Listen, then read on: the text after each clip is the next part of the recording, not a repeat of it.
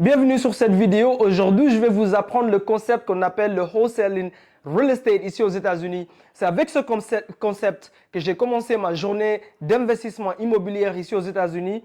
Non seulement j'ai commencé sans argent, d'accord?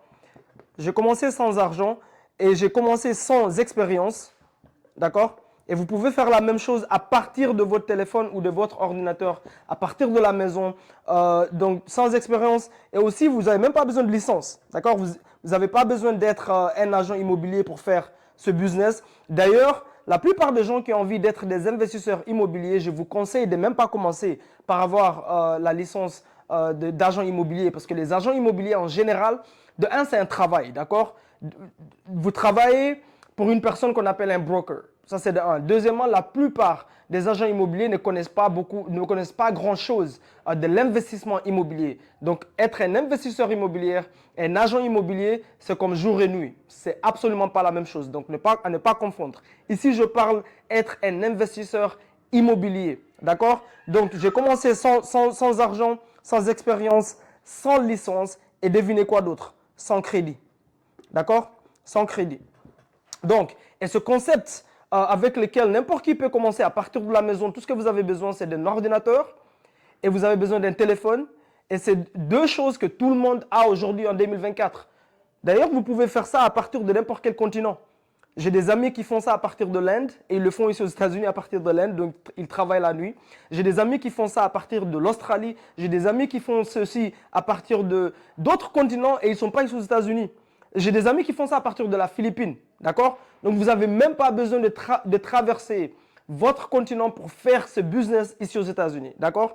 Maintenant, c'était quoi mon objectif quand j'ai commencé ce business? Mon objectif, c'était devenir un investisseur immobilier, mais j'avais ni argent, j'avais ni d'expérience, j'avais pas de licence et j'avais pas de crédit. D'accord? Donc, je me suis dit, le business avec lequel je dois commencer, c'est un business qui va me permettre non seulement de me faire de l'argent, mais aussi que je peux commencer sans argent ou un tout petit peu d'argent, pas beaucoup d'argent. Qu'est-ce que j'appelle un tout petit peu d'argent? Par exemple, 300 dollars. D'accord? Et c'est avec ça que j'ai commencé. D'accord? Et ma première maison que j'ai vendue, d'ailleurs, je n'ai même pas vendu la maison, j'ai vendu le contrat et je vais expliquer ici sur cette vidéo qu'est-ce que je veux dire par là. Je me suis fait 68 000 dollars. D'accord? Alors qu'avant, quand je travaillais en Belgique, moi je travaillais en Belgique, j'étais un agent commercial pour les chemins de fer belges. Je me faisais quoi? Peut-être 40 000 euros par an? Par an, d'accord? Et en Belgique, j'étais très très bien payé avec ce salaire de parc. Excusez mon français, mais c'est un salaire de parc, d'accord? Mais en Europe, les gens considéraient que j'étais bien payé parce que j'étais en costume, cravate, j'avais un bureau, d'accord? C'est un boulot de gouvernement, on ne peut pas te renvoyer facilement. Donc tout le monde disait, ouais, pourquoi tu as envie de quitter ce travail, blablabla. Ça, c'est une autre histoire pour un autre jour. Voilà, donc j'ai commencé avec ce concept ici. C'est quoi le wholesaling real estate? C'est quoi l'objectif? L'objectif, c'est trouver des maisons, d'accord? L'objectif, c'est trouver des maisons qui sont lapidées ici aux États-Unis. Très, très facile de trouver ces maisons. Il y a plusieurs manières de le faire, d'accord? Vous devez choisir la manière qui vous convient le plus par rapport à votre temps, par rapport à votre structure familiale, d'accord? Par rapport à votre situation financière, d'accord? Moi, quand j'ai commencé, je suis une personne qui n'a pas terminé l'école. Je n'ai pas de diplôme, d'accord? Donc, et ça, c'est une chance. Pourquoi? Parce que je ne réfléchis pas beaucoup. Ça veut dire que si j'ai envie de faire une chose, d'accord, je le fais directement. Je ne commence pas à y penser pendant une année. Oh, j'ai envie de créer un business. Si j'ai envie de créer un business aujourd'hui, je commence le business aujourd'hui. Je ne réfléchis pas pendant une année et puis faire des réunions et puis réfléchir, j'ai peur, machin. Non, c'est les gens qui ont terminé l'école qui ont ce problème. Donc, il y a plusieurs manières de le faire. Il faut vous connaître vous-même. Il faut savoir qu'est-ce que vous avez comme atout, d'accord? Et vous utilisez ça. Il y a plusieurs manières de le faire. Moi, quand j'ai commencé, la manière dont je l'ai fait, c'est ceci. J'ai quitté mon boulot en Belgique et comme je ne pouvais pas travailler, quand j'ai commencé ma carrière, moi, je ne savais même pas que je pouvais faire ça virtuellement. Virtuellement. Ça veut dire quoi virtuellement? Virtuellement, ça veut dire que je peux être en Guinée, en Côte d'Ivoire, en Inde, au Japon et le faire sur mon ordinateur ou sur mon téléphone. Je ne savais même pas. Si je le savais, je l'aurais peut-être fait à partir de la Belgique. Mais aussi, il faut savoir que tu es le produit de ton environnement. Et mon environnement en Belgique, je savais que dès que j'ai mon passeport, je me barre de l'Europe. Pourquoi? Parce que c'est un petit pays de un. Deuxièmement, les mentalités sont trop fermées. Troisièmement, mes rêves sont trop grands pour ce petit pays. Et les mentalités là-bas, ce n'est pas pour moi. Alors, je savais que je devais quitter ce pays, d'accord? Tu es le produit de ton environnement, donc parfois, l'environnement peut t'empêcher d'accomplir certaines choses dans ta vie, d'accord? Donc, virtuellement, tu peux le faire virtuellement. Tu n'as même pas besoin de traverser le continent. Mais si tu es aussi aux États-Unis et tu n'as pas envie de faire infirmier ou bien de faire du Uber ou bien de toute ta vie, au moins toute ta vie, d'accord? Tu peux le faire temporairement. Mais à un moment donné, comment est-ce que tu deviens ton propre patron pour passer plus de temps avec ta famille, pour voyager quand tu veux, pour donner une meilleure éducation à tes enfants, d'accord? Ne pas laisser la télé éduquer tes enfants. Tu peux le faire seulement si tu as le temps libre. Et qu'est-ce qui te donne le temps libre? C'est avoir tes finances en ordre, c'est avoir de l'argent, d'accord? Si tu n'as pas d'argent, ben, tu es obligé de faire 4 boulots pour survivre, juste pour survivre. Et je suis sûr que vous savez de quoi je parle, parce que la plupart des gens, c'est comme ça qu'ils vivent. Ils ont 4 boulots et ils n'arrivent toujours pas à s'en sortir. D'accord? Donc, c'est une chose que vous pouvez faire virtuellement, donc il n'y a pas d'excuse. D'accord? D'ailleurs, je vais vous dire maintenant, ma chaîne, ici, je ne suis pas un clown, je ne suis pas ici pour chanter et vous faire d'accord, des démonstrations aquatiques. Ok? Je suis ici pour vous éduquer. Donc, il faut vous concentrer, prendre des notes, d'accord? Et appliquer ce que vous apprenez. Si vous asseyez ici pendant 1 heure et puis vous m'écoutez, mais vous n'appliquez pas ce que j'ai dit, c'est une perte de temps totale. Une perte de temps totale. Donc, si vous avez envie d'écouter, perte de temps totale. Je vais vous donner de l'information qui va vous permettre de vous faire de l'argent aujourd'hui, pas demain, aujourd'hui. D'accord? Donc, retournons sur notre sujet. Le wholesale real estate. Donc, comment moi j'ai commencé? Quand j'ai quitté mon travail en tant qu'agent commercial belge, j'ai acheté un ticket aller-retour, aller sans retour. D'accord? Je suis arrivé aux États-Unis. Je ne suis pas venu pour voir les buildings. Je m'en foutais. D'accord? J'ai grandi en Europe. Les buildings ici ne m'impressionnent pas. Je suis venu avec un objectif. Et mon objectif, c'était devenir un investisseur immobilier. Point. Rien d'autre. Donc, je me suis dit, OK, qu'est-ce qui va me permettre d'avoir le temps d'apprendre les compétences dont j'ai besoin pour devenir un investisseur immobilier? Quel genre de travail est-ce que je peux faire qui va me donner le temps dont j'ai besoin, d'accord, pour apprendre et avoir les compétences? Et j'ai décidé qu'au lieu d'aller appliquer à des travails qui vont me demander d'être dans un bureau de 9h à 18h, où je ne peux pas décrocher mon téléphone, je ne peux pas faire ce que je veux parce que j'ai un manager qui contrôle ma vie et il contrôle ta vie pour une raison, parce que tu travailles pour eux. Ils ont raison de contrôler ta vie, d'accord? Mais je n'avais pas envie d'avoir ça. Parce que, pourquoi? Parce que si j'ai un travail et je suis dans un bureau de 9h à 18h, je n'ai pas le temps. Quand j'arrive à la maison, je suis fatigué, je n'ai pas envie de lire les livres, je n'ai pas envie de regarder les vidéos d'éducation, je n'ai pas envie d'aller dans les événements du networking, d'accord? Donc je me suis dit, je vais trouver un travail, parce que bien sûr, je dois ramener de l'argent, d'accord? À ce moment-là, on a tous des dépenses, d'accord? Les dépenses, ça ne s'arrête pas. Donc je me suis dit, je dois faire un travail qui va me permettre de payer mes dépenses aujourd'hui, mais aussi qui me donne le temps de faire ce que j'ai envie de faire pour réussir dans le wholesale real estate. Et je vais expliquer dans 1 minute ce que ça veut dire le wholesale real estate, d'accord? Donc j'ai choisi de faire du Uber. Pourquoi le Uber? Parce que le Uber, comme vous savez, le Uber et le Lyft. Comme vous le savez, vous êtes dans votre voiture, vous prenez des passagers, vous les prenez du point A et vous les amenez point B. D'accord? Mais quand vous êtes dans votre voiture, moi personnellement, quand je suis dans ma voiture, le client ne décide pas quand je décroche mon téléphone, ce que j'écoute sur ma radio, parce que je n'écoutais plus la musique. J'écoutais du contenu qui parle d'immobilier. Pourquoi? Parce que c'est ce que j'ai envie d'apprendre, c'est ce que j'ai envie de devenir. J'écoutais que du contenu, du podcast qui parle que d'investissement immobilier. J'écoutais plus de la musique, j'écoutais pas des chanteurs guinéens, j'écoutais pas des chanteurs ivoiriens, ni des chanteurs américains. Je m'en fous de la musique. Ça va pas me donner de l'argent. D'accord? Et j'écoutais pas de la politique. Je m'en fous de la politique. Les politiciens n'allaient pas payer mon loyer non plus. D'accord? Donc, Uber et Lyft, tout ce que j'écoutais, comme j'ai dit, c'est du contenu immobilier. Donc, et je me suis donné un objectif. Et mon objectif, c'était de conduire 12 mois. Pendant 12 mois, je vais conduire de Uber et Lyft jusqu'à ce que je trouve mon premier investissement immobilier pour faire le wholesaling. Avoir la preuve du concept. La preuve du concept, c'est quoi? C'est trouver la maison, clôturer le deal et maintenant, j'ai la preuve comme quoi ça fonctionne, ça marche. D'accord? Donc, ça, c'était mon objectif. Et mon objectif, c'était 12 mois. La plupart d'entre vous, vous ne réussissez pas dans la vie parce que vous n'avez pas d'objectif clair. Mon objectif, c'était clair. 12 mois. J'allais pas rester chauffeur de Uber toute ma vie. C'est facile de monter dans sa voiture, conduire tous les jours, d'accord, relaxer dans sa voiture. Toute ta vie, il y a des gens que je connais ici aux États-Unis, ils sont ici depuis très très longtemps. D'accord? Bien avant que j'arrive ici aux États-Unis, ils ont conduit les taxis jaunes et aujourd'hui ils sont en train de conduire Uber et Lyft. Comment tu n'as pas évolué, toi? Parce que tu n'as pas d'objectif clair dans ta vie. Tu n'as pas d'objectif clair. Donc, mon objectif, c'était de ne pas dépasser les 12 mois. Donc, quand j'ai commencé le wholesale real estate, j'ai appris que pour me faire 10 000 dollars ou 60 000 dollars ou 40 000 dollars, peu importe, tout ce que je dois faire, c'est trouver des maisons lapidées. Je les mets sur contrat, d'accord? Je les mets sur contrat. Et une fois que je les mets sur contrat, je peux prendre ce contrat ici aux États-Unis et je vends ce contrat, juste le contrat. Je ne dois pas clôturer la maison moi-même. Je n'ai pas besoin d'argent. Tout ce que j'ai besoin, c'est d'appeler les propriétaires de ces maisons lapidées et leur dire, est-ce que tu as envie de vendre la maison?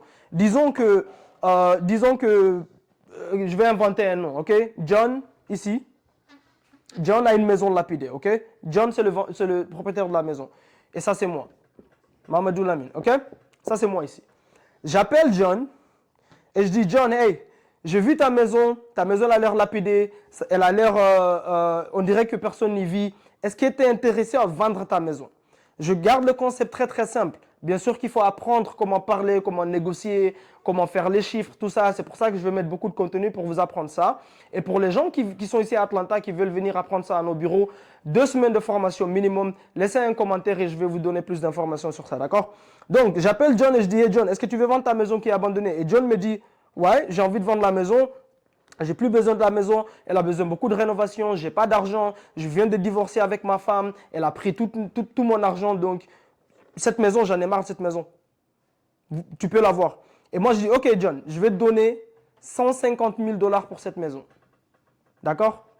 Bien sûr, tu dois savoir comment faire les chiffres, d'accord? Mais je garde cette vidéo très très simple, c'est juste pour que vous compreniez le concept. 150 000 dollars. Mais moi, je sais que cette maison, une fois qu'elle est renouvelée, tu peux la vendre sur le marché à 350 000 dollars par exemple. Et John me dit, oui Mamadou, ça va, je vais te vendre la maison à 150 000 dollars. Et moi et John, on fait un contrat, on signe un contrat qui dit que moi Mamadou, je vais acheter sa maison à 150 000 dollars, on met ça sur contrat et puis on signe tous les deux. Et moi Mamadou, je vais trouver une personne qu'on appelle ici aux États-Unis, d'accord? Je vais trouver une troisième personne, je vais dessiner la troisième personne ici. D'accord? Donc ici, on a qui? On a John. Ici, on a Mamadou. Ça, c'est moi. Je suis désolé pour mes dessins, mais bon, c'est comme ça. Et ici, on a qui? La troisième personne qu'on appelle ici. On appelle ça ici un fix and flipper. D'accord? C'est quoi un fix and flipper? Un fix and flipper, c'est une personne qui trouve des maisons lapidées, qui renouvelle ses maisons et qui les revend sur le marché pour un profit, pour nourrir sa famille. C'est ça qu'on appelle un fix and flipper. Mais moi, Mamadou, ici, qu'est-ce que j'ai? J'ai juste un contrat que j'ai convaincu John de signer à 150 000 dollars. D'accord? 150 000 dollars. Ici aux États-Unis, quand vous voyez 150K, ça veut dire 150 000. OK? Donc 150 000 dollars. Et moi, je viens ici, je trouve, appelons celui-ci, je sais pas moi, appelons cette personne ici Mokhtar. On s'en fout. D'accord? Donc, Mokhtar va acheter mon contrat, ici. Je vais dire, Mokhtar, j'ai trouvé une maison, et si tu renouvelles cette maison, si tu dépenses 50 000 dollars, tu peux la revendre à 350 000 dollars. Est-ce que tu as envie d'acheter mon contrat? D'accord? J'ai ici un contrat que j'ai signé avec John. Est-ce que tu veux acheter mon contrat? Ça veut dire, c'est comme si moi, j'achetais des chaussures, et j'aime pas les chaussures, j'ai pas envie de les garder. Mais Mokhtar aime bien ce genre de marque de chaussures. Et moi, j'enlève les chaussures de mon pied et Mokhtar porte les chaussures. Essentiellement, c'est ça que je fais avec ce contrat. Pourquoi? Parce que j'ai signé avec John pour dire que moi, je vais acheter la maison. Et là, je revends ce contrat à Mokhtar. D'accord? Ça veut dire que Mokhtar achète mes responsabilités. Essentiellement, il prend mes chaussures et il les met. D'accord? Toutes les responsabilités que j'ai dit à John ici. Je vais acheter ta maison comme elle est. Tu n'as pas besoin de renouveler la maison. Je vais clôturer le deal dans 30 jours. D'accord? C'est tous les termes qu'on a mis sur le contrat, c'est Mokhtar qui va exécuter sur ces termes. Et je vais dire à Mokhtar, hey, je vais te vendre je vais te vendre ce contrat ici, ce bout de papier, qui est ce contrat qui est légal ici aux États-Unis. D'accord? Je vais te vendre ce contrat à 180 000 dollars. D'accord? Donc, Mokhtar dit, oh, parfait. Je vais acheter ton contrat à 180 000 dollars. Pas de souci. Mokhtar ramène les 180 000 dollars. Je prends 150 000. Bien sûr, ce n'est pas moi. Tout ça, ça passe par des avocats ou bien ce qu'on appelle ici des title companies. OK? Tous les termes que je vous donne ici en anglais, on est aux États-Unis, vous devez parler l'anglais. Tous les termes que je vous donne en anglais, recherchez les termes. Allez sur Google Translate. D'accord? Allez sur, vous pouvez utiliser ChatGPT, l'artificielle intelligence, pour vous traduire ça. D'accord? Au lieu de vous asseoir là, écouter des musiques stupides qui vous servent à rien dans la vie, allez-y rechercher les termes. OK? Donc, 150 000, je vais donner ça à qui? Je vais donner ça à John. John, c'est le vendeur de la maison. L'avocat va donner ça à John. Et les 30 000 dollars, qui est la différence entre 180 000 dollars et 150 000 dollars, d'accord? Ça vient chez qui? Ça vient chez Mamadou. Ça veut dire que je viens de me faire 30 000 dollars sur une maison qui est lapidée complètement. Personne ne veut cette maison. Elle est complètement déglinguée. John doit renouveler cette maison pour pouvoir la vendre à une famille qui va vivre dedans. D'accord? Et moi, tout ce que j'ai vendu, c'est ce bout de papier, le contrat que j'ai signé avec John. Et ce bout de papier, je me suis fait 30 000 dollars en vendant un bout de papier. Un bout de papier. D'accord? Je n'ai pas dépensé mon argent. Je n'avais pas de licence. Je n'avais pas de crédit. Je n'en ai pas besoin. D'accord? Et je me suis fait 30 000 dollars en étant quoi? En étant la personne qui est au milieu. OK?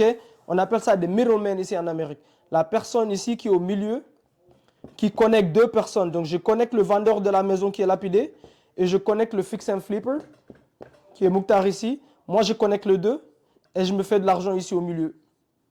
Boum. D'accord? C'est ça qu'on appelle le concept wholesaling ici aux États-Unis. C'est trouver des maisons qui sont lapidées, les mettre sous contrat et vendre le contrat. C'est tout ce que vous faites. Vous vendez le contrat, les bouts de papier. Et ma première maison que j'ai vendue, je me suis fait 68 000 dollars.